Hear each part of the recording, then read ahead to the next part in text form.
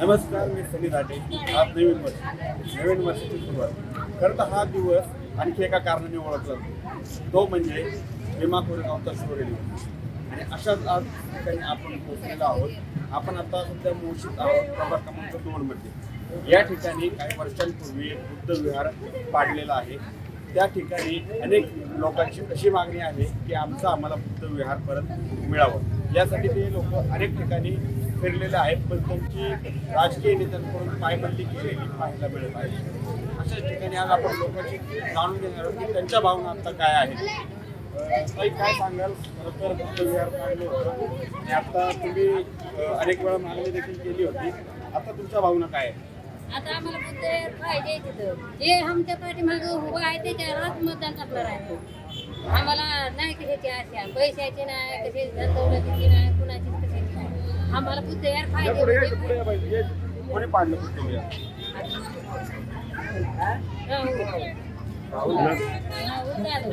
काय नाव आहे? आता तुमची भावना काय आहे? तुमच्या इच्छा काय आहेत आता? आमच्या इथे हीच आहे ना. आम्हाला बुद्ध यार पाहिजे. आम्हाला बुद्ध यार करायची कोणती हीच नाही. खरं तर पाहायला मिळतंय की आपल्याला त्यांना आज कॉल झाला आश्वासन दिलं होतं, पण ते आश्वासन त्यांनी पूर्ण केलं नाही. आणि त्यामुळे आपण लाभांतर येऊया. मला काय सांगाल, काय प्रकरण आहे एकंदरीत, आणि तुम्हाला तुमच्या आता भावना काय आहे? म्हणलं तर आता काय सकाळपासून तेच आश्वासन ऐकत आलेलं आहे. आणि मंदिराचं काय तर विस्थापित जागा तर दिल्या पण या जागा निवडून देतो म्हणजे तिथं काय दिली नाही.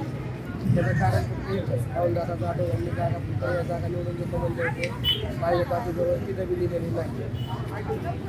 एकंदरीत पाहतो आपण की अतिक्रमण म्हणून या जागेला हटवण्यात आलं होतं बुद्ध विहाराला, आणि यांनी सुरुवातीपासूनच त्या गोष्टीची पाठराखण केली होती, पण तरी सुद्धा ते पाडण्यात आलं. नेमकं कुणी केलं कारण काय याच्या मागचा उद्देश होता? सांगण्यात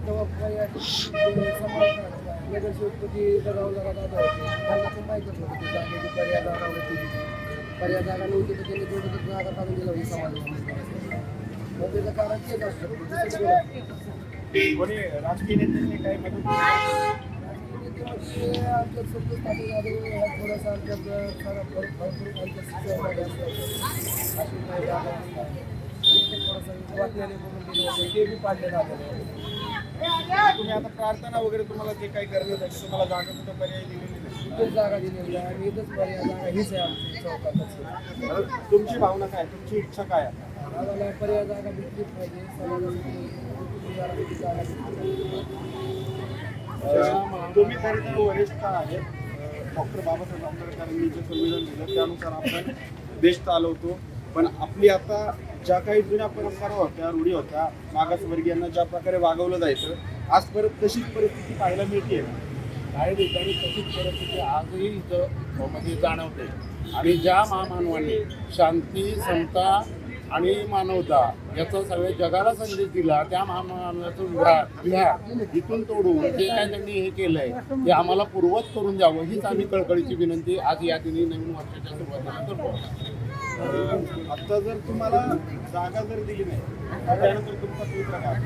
आता साधं आहे की आम्हाला जे डॉक्टर आंबेडकरांनी शस्त्र दिलेलं आहे, मतदान येतच आहे आता 15 तारखेला. त्याच्यानुसार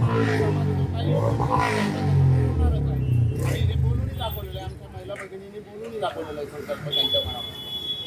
म्हणजे तुम्ही येणाऱ्या निवडणुकीला 15 तारखेला ज्यांनी तुम्हाला आश्वासने दिली आणि ती पूर्ण केली नाही त्यांना तुम्ही धडा शिकवल्याशिवाय राहणार नाही. तुम्ही म्हणता या पद्धतीनं चालणार आहे, कारण आमच्या पाठीशी उभा राहणारा माणूस आम्हाला पाहिजे.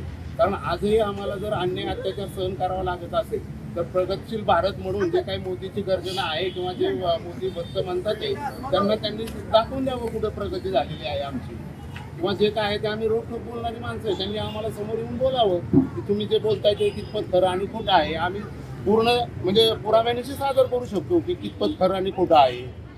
त्याच्याबद्दल आमचं काही दुमत नाही आहे. स्थानिक आमदारांनी काय मदत केली? नाही, स्थानिक आमदार तर ते कट्टर हिंदुत्ववादी म्हणून त्यांचा जो गवगवा आहे त्या पद्धतीने आम्ही एक प्रकारे आम्ही त्यांच्यापासून दूरच आहोत. म्हणजे ज्या पद्धतीने ते म्हटलं जाते आम्ही कट्टर हिंदुत्ववादी आहोत किंवा जे काय प्रचार केला जातो कारण त्यांनी कधी इकडे येऊन जी अवस्था आहे जाधववाडीची किंवा जी आम्ही राहतोय त्या परिस्थिती कुठेही बघितलेलं नाही.